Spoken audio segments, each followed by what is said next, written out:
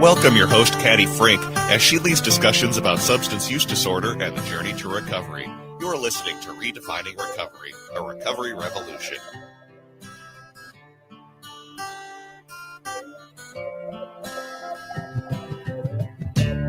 Good morning, good day, good hello, how are ya? Here we are at Minnesota Recovery Connections, Redefining Recovery, a recovery revolution at AM 950 because they are awesome. They've got us on the radio and we're doing magic. So my name is Caddy Frink. I'm your host for Redefining Recovery, a recovery revolution. Across the table from me is who? My name's Molly Sinclair. Hello, Molly Sinclair. How are you this morning? I'm doing great. Awesome. So before we get our little conversation going, I want to do some special thanks to some of our generous funders and people that we include in our marvelous world, which is the Patrick and Amy Butler Foundation, Otto Bremer Trust, our Family Foundation, the Hardenborough Foundation, along with people who donate to us, people who volunteer for us, people who give us random kind of acts of monetary appreciation. You are marvelous. You are wonderful. And we can use every little shekel you got in your pocket because we're doing amazing work at Minnesota Recovery Connection. So the way we start out the show, Miss Molly, is what's right with you today? Boy, that's an easy question. Okay. If you look outside, spring has finally sprung here in Minnesota, and it's about 70 degrees and sunny outside. And that is such a welcome relief. Oh, I am with you, my friend. My goodness. Ask me what's right with me. What's right with you, Caddy? See, sometimes I got to prompt people. So that there's a little secret sauce going on there. What's right with me is pretty much the same thing. It is gorgeous. It's almost a little too hot, a little too soon, but it's okay. It's okay because hopefully it'll cool down at some point. But no, what's right with me today is I have just had I was off for a couple weeks and we had to do some repeats. And so I've been in this marvelous studio with Brett and with Jennifer and all kinds of marvelous people that work in this AM 950. And I just feel like I'm on fire. I feel like I'm on tap. I feel like I'm like engaged in our community, which brings us to sort of part of our conversation today. So we went to a conference last Thursday, Friday? Correct. Thursday, Friday. What was the organization that hosted it? Do you remember? I do. It was the Minnesota Alliance of Recovery Community Organizations, or as they're better known, MARCO. Do you know what MARCO does? They do advocacy, education, and they how would I? They support the peer recovery specialist work that's done at recovery community organizations.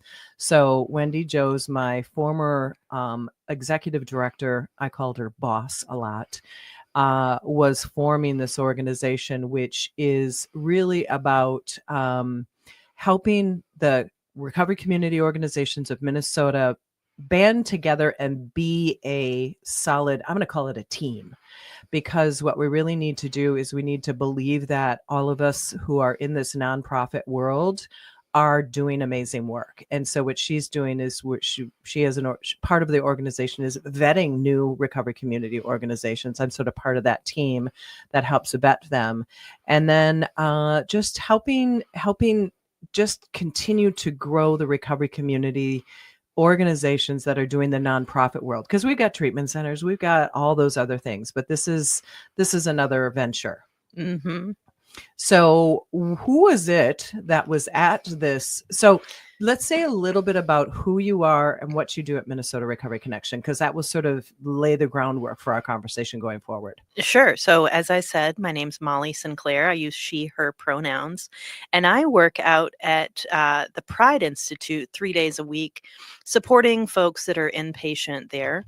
I'm a person in long-term recovery, and I'm also a person that identifies as part of the LGBTQIA 2S+ community.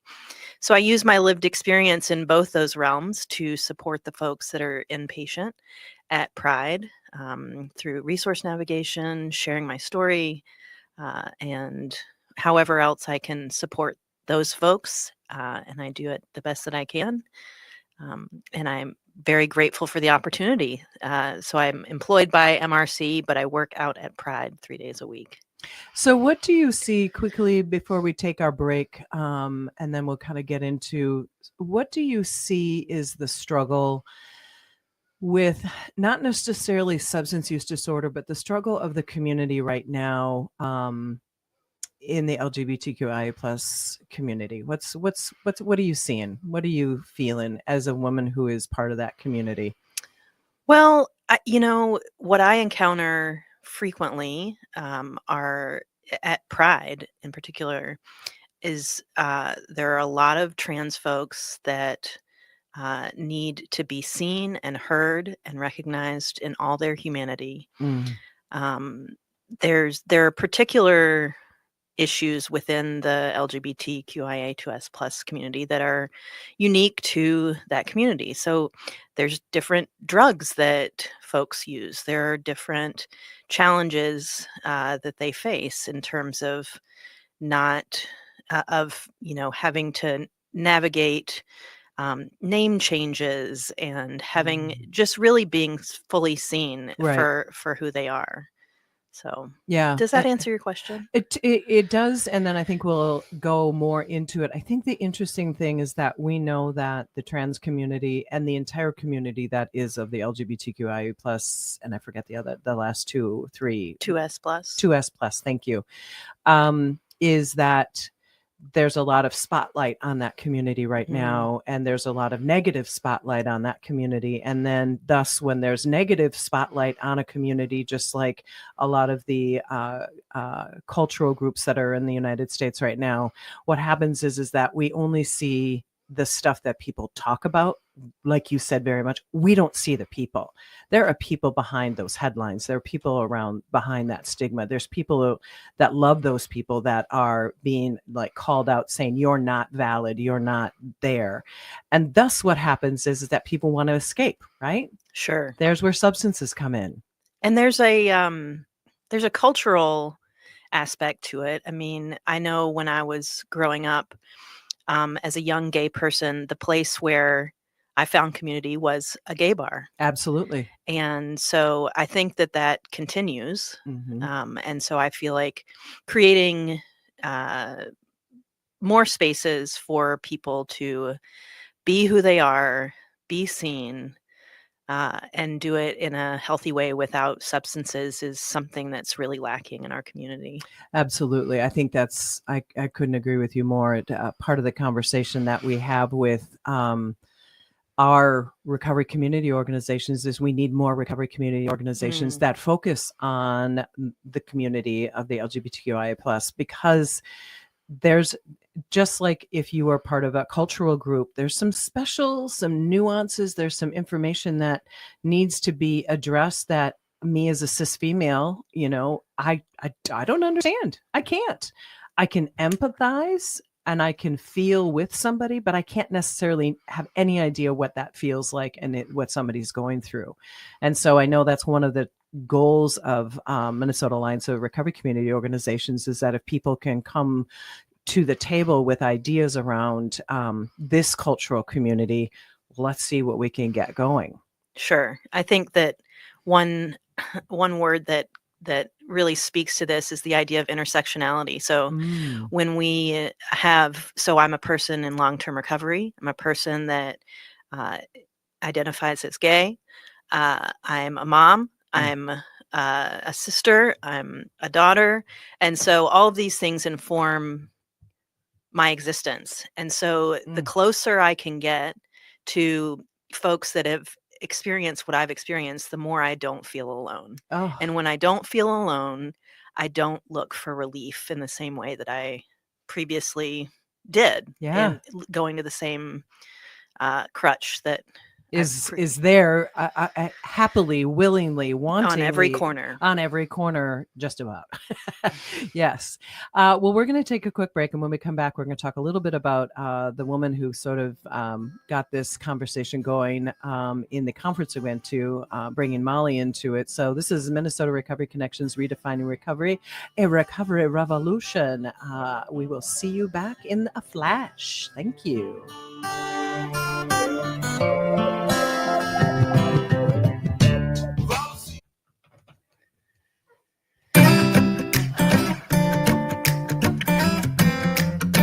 Happy day, happy day. Welcome back to Redefining Recovery, a Recovery Revolution. We are here again, and I have across the desk from me, who? The heavy breather, Molly Sinclair. The heavy breather, Molly Sinclair. So I was just, Molly and I have had a couple of fun times talking about, she gave a heavy sigh at this seminar that we were at last week. And I was like, wow, are you okay? She's like, I was just breathing, Caddy. And I was like, okay.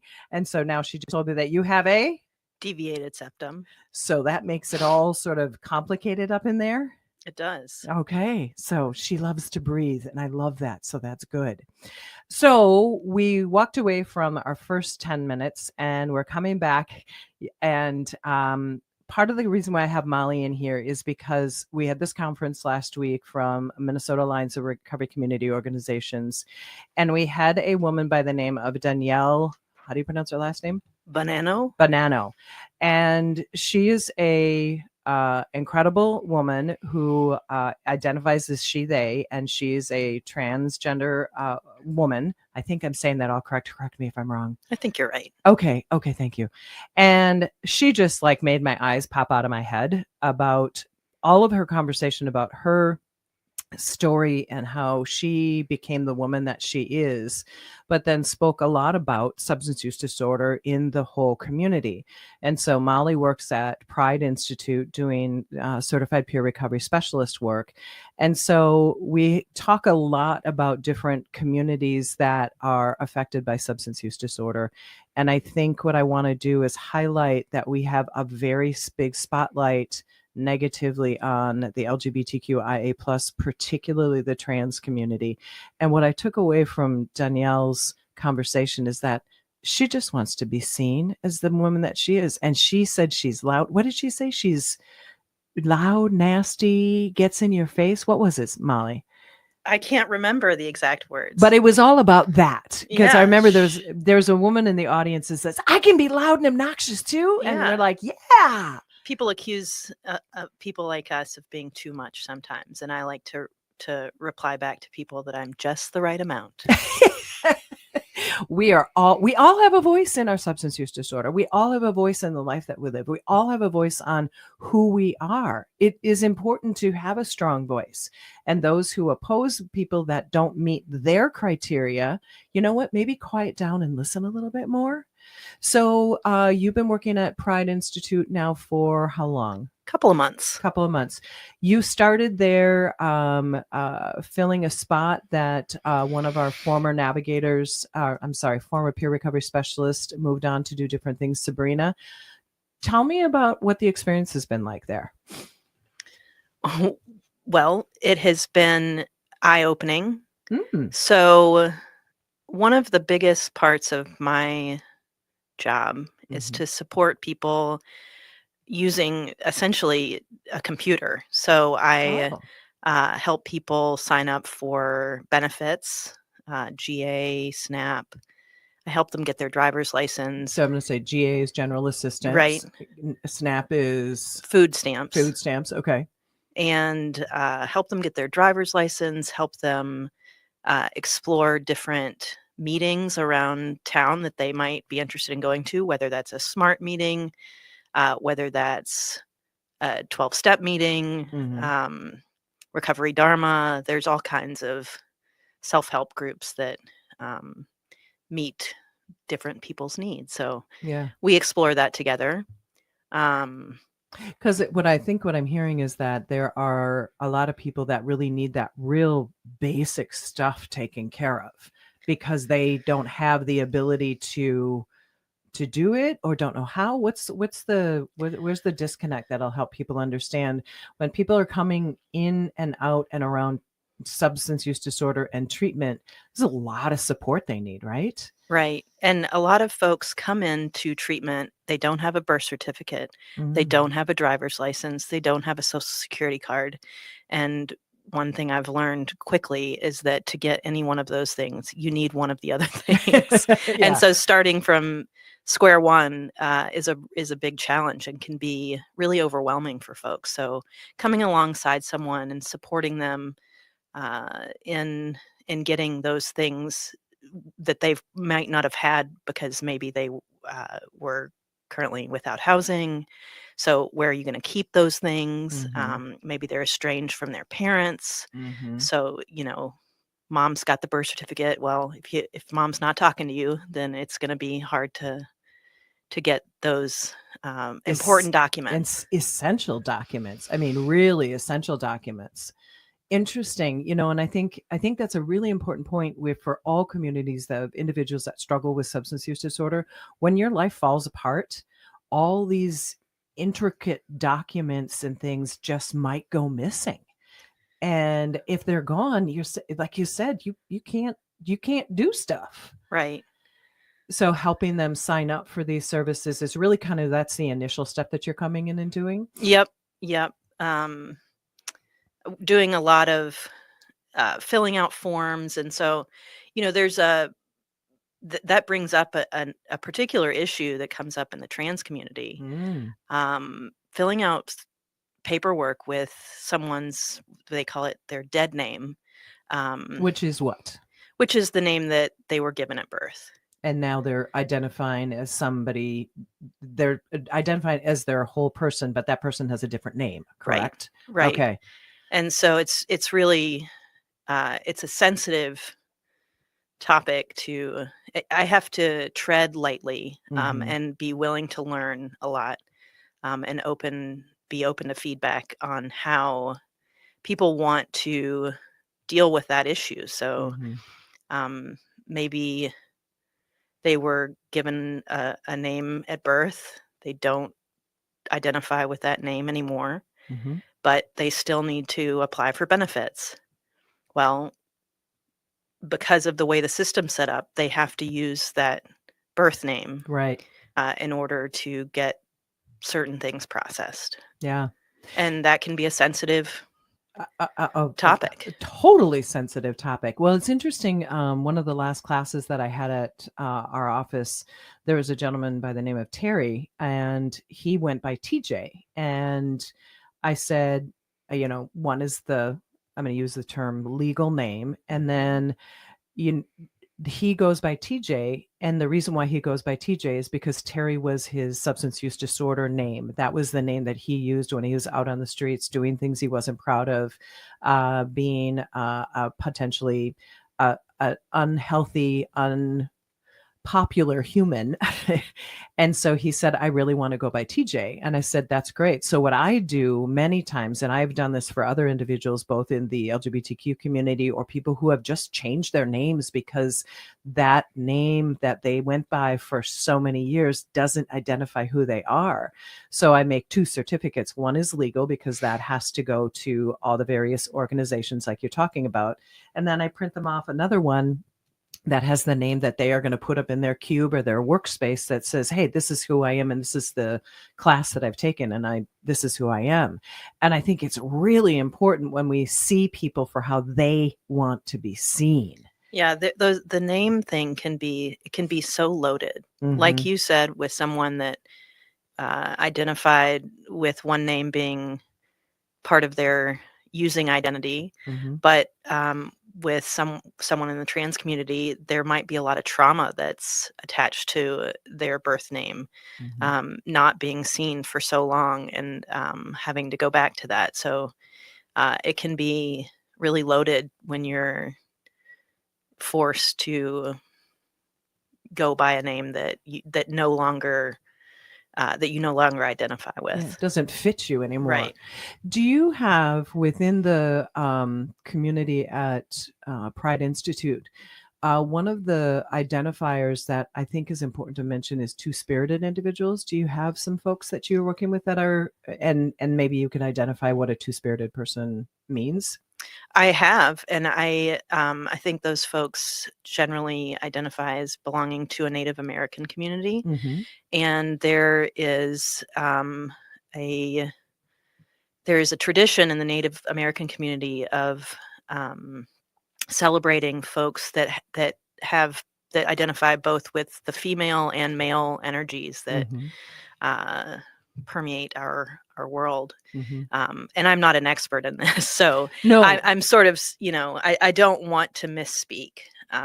Well, we're doing our best without having somebody here, but I think it's important because I think there's that fluidity in individuals outside of the Native American community as well. You know, people who are, either bi or go sort of like they, them. They're people who just sort of feel the world from like as a whole experience versus having to gender themselves. Would that be somewhat accurate?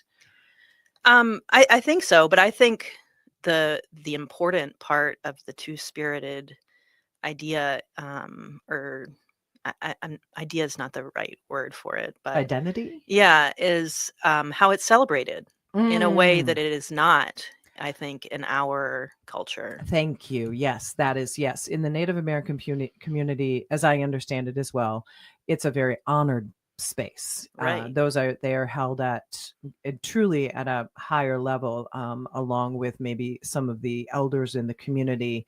They're part of this a greater group that are seen and identified and admired because they see things from both perspectives. But you're right, in from the lens of the normal world, somebody who sort of has both those attributes and lives in a world where it's fluid, it isn't as seen and understood.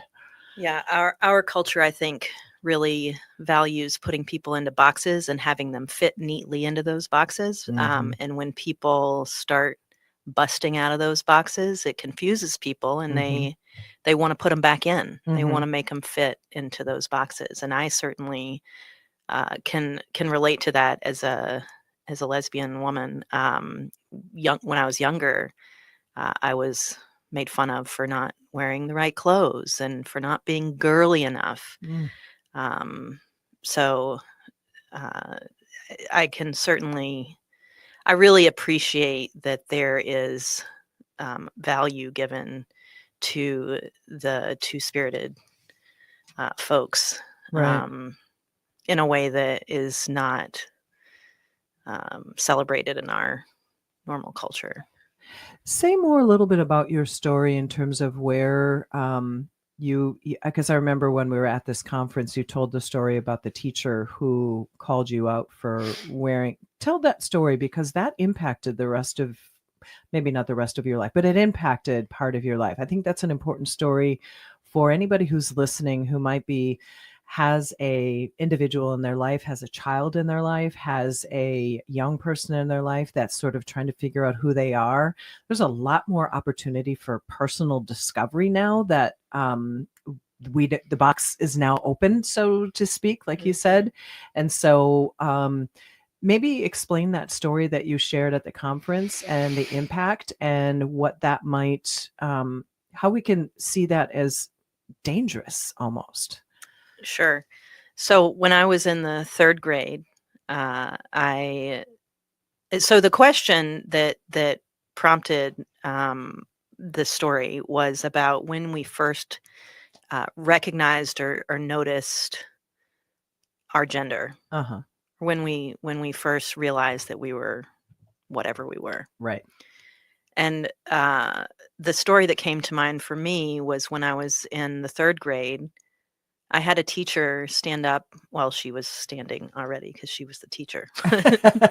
She was standing in front of the class and called me out and said, "Molly, why don't you dress more like a girl?" Mm. And that gave everybody in the room permission to sort of jump on that and say, "Yeah, Why Molly, not, why?" Molly? Why Yeah, don't because you? I played sports, and I was always wearing. This is going to date me, but I was wearing my Umbros and T-shirts. I don't even. Do they even make Umbros I don't anymore? even know. I'm not even sure I know what an Umbro is or tube Well, socks or something like that. they're a type of sporty short. Oh, okay. Okay. Thank you.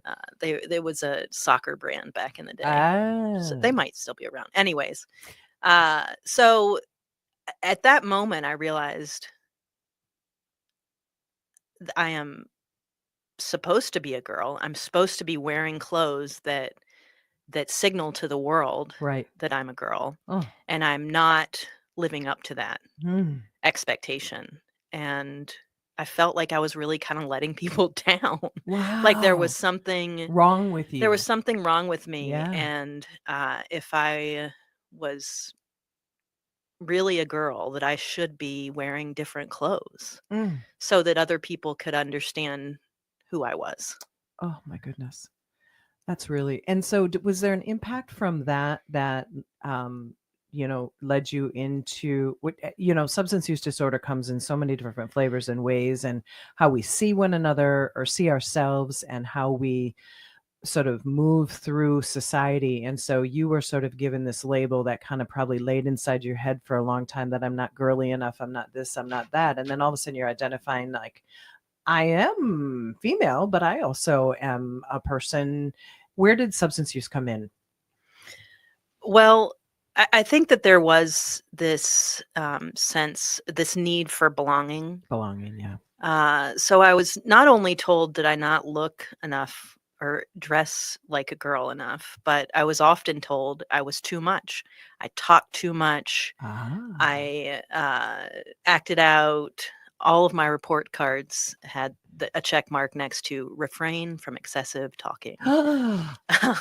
So, Isn't learning about talking and understanding things, my goodness. well, not for. I think part of it is that people expect, at least when I was growing up, for girls to be quieter, more well behaved. Demure. Right. Not being leaders, not being being seen and not heard. Mm-hmm. And I think that that was sort of an expectation for children in general, but more so for girls. Girls, yeah. So this idea of belonging, there's this idea that I think a lot of people with substance use disorder can identify with, which is feeling alone in a crowded room Mm-hmm. and never feeling like never feeling seen or understood or Fitting in. right. Yeah. So I think that that certainly impacted my substance use. So you couple that with the space where I could feel like I belonged, being a bar. Mm-hmm. It's sort of a recipe for for having a problem. Yeah. right. No, you're right. I think you said that earlier, and that is so many people that struggle with substance use disorder in the LGBTQ gay community, queer community, all those communities. The common place people go to is a bar. I mean, I hung out at all the bars back in the day. I was at First Avenue, and then the Saloon, and then the 90s, and then the Saloon, and then the 90s, and First Avenue, because I just kind of played with everybody in the sandbox. I am a cis female, so that's where a lot of fun happened too, because everybody could let down their guard and they could be who they wanted to be. I mean, I remember dancing on the dance floor at all those clubs, and everyone's just having a great time. And then they walk outside, and then they're afraid sometimes. Mm-hmm. Who's going to be waiting outside the bar, or when they go back to their neighborhoods, wherever their neighborhoods are, they had to put on.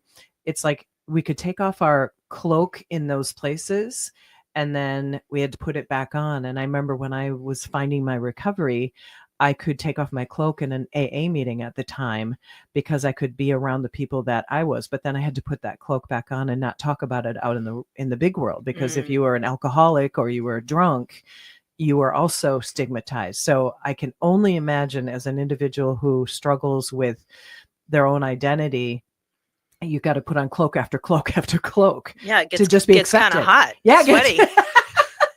Gets kind of hot and sweaty. Yeah. And then really uncomfortable. And then what do? I want to get more comfortable. So take off all the cloaks and I'm going to do whatever I'm going to do, because I got to forget that I'm in pain and I'm too hot and I'm not feeling good and I'm not feeling accepted. I'm not being heard. There was a woman in my class last couple of weeks ago, and she said, I think everybody just wants to be heard in this world. And it was so powerful. Susan, thank you. It was just such a powerful word, because it's so small, but it's so amazing to when somebody does hear you. And that's what you get to do at Pride Institute. And that is, you get to hear people. One of the things I heard you say, and that is, you kind of get people through this paperwork process so they can find themselves literally and have their own identity back, or have the original identity, whatever the hell that looks like. But then you said that you've been now able to kind of get into what they need, what's been happening. Yeah, I mean, it opens up a conversation. Mm-hmm. It is a doorway. So we start with really practical things. How can I support you with your paperwork. Mm-hmm. And that leads to bigger conversations of how do you want to be supported as you move through recovery. Mm-hmm. You kind of got to start somewhere. And sometimes talking about paperwork is easier than talking about how, what it means to be in recovery. Right. Yeah. Your emotions and your Right. feelings and all that. Yeah. But I think, you said something about paperwork earlier. It's like, so might be a sensitive conversation. And so I'm going to play off of that sensitivity. Do you want to talk a little bit more about who is this person who is not I'm going to say dead name? Who is Latricia? Who Right. is this person that's in front of me? Tell me about this person, because I now know what you are on paper, but that's not who you identify as. Who's in front of me? Would that be kind of like a way to walk into that? Sure. For Yeah. sure. Yeah. Because now what somebody's done is they've sort of said, I'm two people, but this is who I want to be known as. Right. I want to take these layers off so you can see who I really am. Oh, we've just got a layer thing going on here. I kind of like that. Yeah. Yeah. And you said it. It's like, with all these layers, it gets hot. Yeah. And then it gets uncomfortable. Yeah. And irritated and mad. And then all of a sudden, when you have to throw all those layers and those cloaks back on and go out into the world, no wonder why somebody might be kind of icky or unpleasant, or maybe seen as like, well, they're one of those. So that's how all of those people are. And I know we've all done that. Y'all take a look in the mirror, and we can do with any culture, any race, any ethnicity, anything. We've gone, oh, well, they act like that, so they're all like that. That ain't the truth. I'm just saying that because that just ticks me off, because I know I've done that. I've had my biases in the past. I haven't done it with this community because, truth be told, I've had people from the queer and gay and now LGBTQIA plus community around since literally the day I was born. So I have a comfort level that is just built in, but that is not a lot of people's experience at all. And then all of a sudden you see somebody who looks kind of different and you're like, I don't understand that, but don't judge it. Say, hey, what's your name? Tell me who you are. Wouldn't that just be the greatest place that we could walk into? Such an opportunity for learning. Mm-hmm. Yeah. One thing I wanted to, you sort of mentioned it earlier, were our current situation, our political situation, and this concerted effort to erase trans people. So you can imagine when hundreds of millions of dollars in political ads are being directed at your community and trying to erase you, what sort of impact that would have on your psyche. I think one of the things we learned this week or last week at the conference was there were some folks that were there from Gender Justice, I believe was the name of the organization. And they highlighted this statistic that I'll get wrong technically, but I think I'll get close to it. Somewhere around $200 million in ads targeting the trans community were put out during the last election cycle, which equates to somewhere in the ballpark of like $195 per trans person in the United States. So the amount of money that is being spent on such a small community and that is so hateful is inevitably going to have an impact on how trans folks experience the world and their sense of belonging, and it's a shame. Yeah, it's really a shame. I've got stronger words than that, but I'll avoid using them. And I think take all of that money and put it into education around what humanity is and who people are and how do we see all people. I mean, talk about a potential investment versus a absolute activity that just breaks us apart as a society. It's just awful. So we're going to take our next break pretty soon. I'm so glad that you came in, Molly, because we just need to open up this conversation about how do we see people? How do we let people be heard? How do we just shut up and listen? And you see a they, them name tag and don't go, what's that? Say, hi, human, who are you? I'd like to meet you. That's where we need to go. So we'll be back with Redefining Recovery, Recovery Revolution here on AM 950, the progressive radio station. My name is Caddy Frink with Molly Sinclair across from me. Sorry, I just popped that out. See you in a minute. I can feel it in my bones more than anything I've ever known. I know, isn't it great music? Molly's shaking her head back and forth. We're doing like a dance. Who said you couldn't have fun in recovery? Absolutely.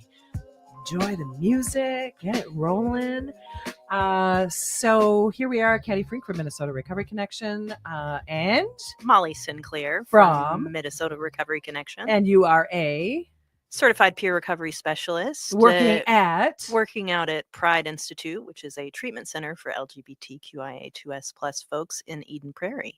Nice. Well done. So let's give Pride Institute a little bit of love here. You've been there for a couple, 3 months, 4 months? Couple months. Yeah. And you're kind of getting your feet wet, kind of figuring out. How many folks do they serve there? I mean, how many people, what do you know about them? The impression that I get is there might be somewhere in the 40 to 45, I guess they call them patients, clients, somewhere around that number, inpatient at any given time. Okay.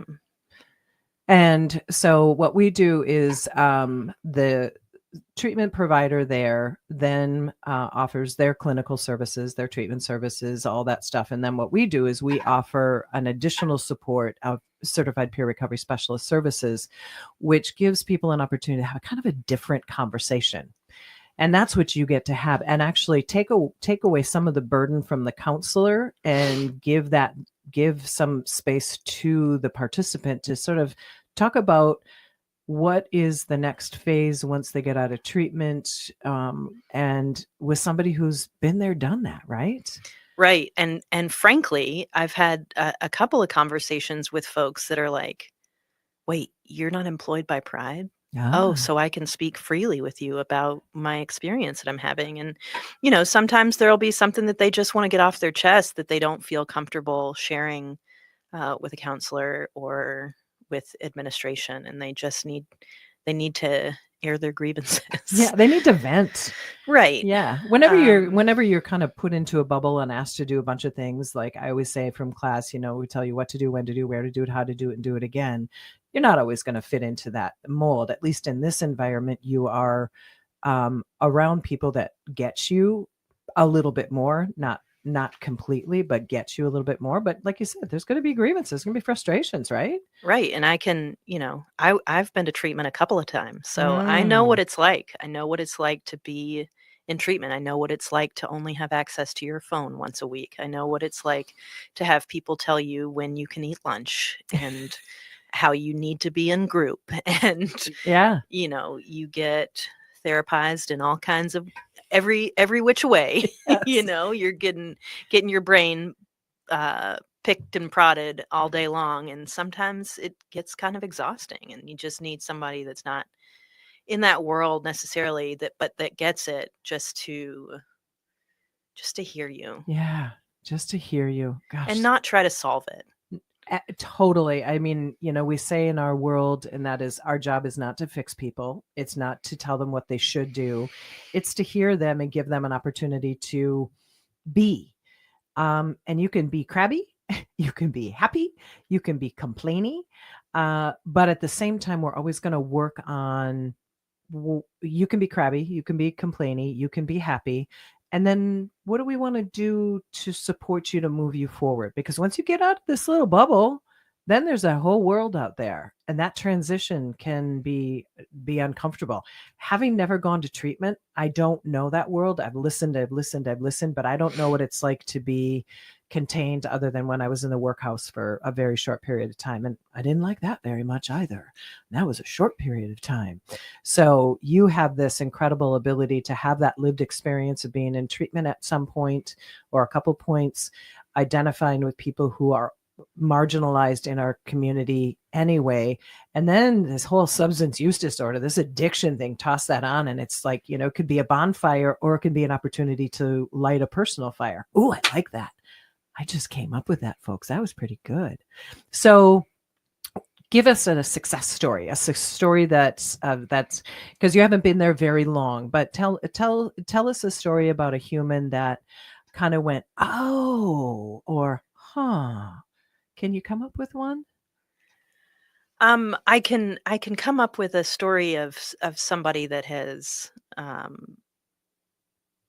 had a reuse, but came back to Pride and wanted to meet with me because they felt like, I knew their story, I knew their history, and they didn't want to hash that out again. They knew that I was a safe person. And so while that's not a great success story, it may very well be down the road because I think that's a total success. Yeah. So I think developing relationships with folks and having them establish some trust and feel comfortable coming back to me, it makes me feel like I'm doing something okay. Very right. Well, I think the other thing that speaks to, and that is anybody who's got somebody that they love out there, whatever community you belong to, whatever culture you belong to, somebody's going to go through either treatment or find their recovery for a period of time and potentially have a reuse. And guess what? If you've established a relationship with somebody that you trust or you feel like you can trust, rather than continue that use or that abuse of the substances because you're trying to escape from maybe something that went on in your life or you got in a bad mental space, if you've got somebody to go back to and say, hey, you know what, Mo, can I sit down and talk to you? Yeah, I'm back in treatment again, but I'm here because you made a difference. Well, that brings up this idea of shame for me, which I think kept me sick for so long. So shame about being gay, shame about having reuse be a part of my story, and confronting that and realizing that I'm not the worst. All of the time that I had before is not erased. I'm not starting from day one again. Yeah. There are plenty of things that I've learned along the way that are going to help me be more successful the next time. So shame, I think, is such a huge piece of what keeps folks in active use because they feel like there's no way out. And that is, I was just talking to my guy last night in the backyard about some shame that I still carry. I mean, I've been in recovery for like 24 years, and there's still these little bugaboos that come up in the back of my head about people or things or situations that just they come flaring up. And I'm like, okay, where'd you come from? But it makes me feel kind of down for a little bit. And then I sort of kind of rationalize it a little bit and kind of say, you're doing okay, Caddy. You're doing okay. You're doing fine. And I think there's regrets and shame that every human on this planet runs around with. But when we talk about substance use disorder and maybe some of the actions or activities we did in the past, it can hold us hostage. Absolutely hold us hostage. And like you said, it's sometimes you can't get out of your own paper bag because you just want to close that bad boy up. Right. And I think hope is something that we get to give people. So just by existing and leading by example. Yeah. Existing in the world and showing people, hey, I've been through this too. And I promise you there's a way out. There is a way out. May not be easy. Right. May not be easy. Well, Molly, gosh, this was a fast conversation, a fast hour. Thank you for coming. Thank you for working with us at Minnesota Recovery Connection, working with a specific community, but being the amazing human that you are. I greatly appreciate you. Thank you for listening to Redefining Recovery, a recovery revolution here on AM 950. Minnesota Recovery Connection appreciates anybody who wants to listen to this program, share this program. Molly, say goodbye to the folks. Goodbye, everybody. Thanks for listening. Hey! So everybody have a marvelous day. We'll catch you on another show. And enjoy, if you're in the Midwest, enjoy this beautiful weather we got going on. Thank you.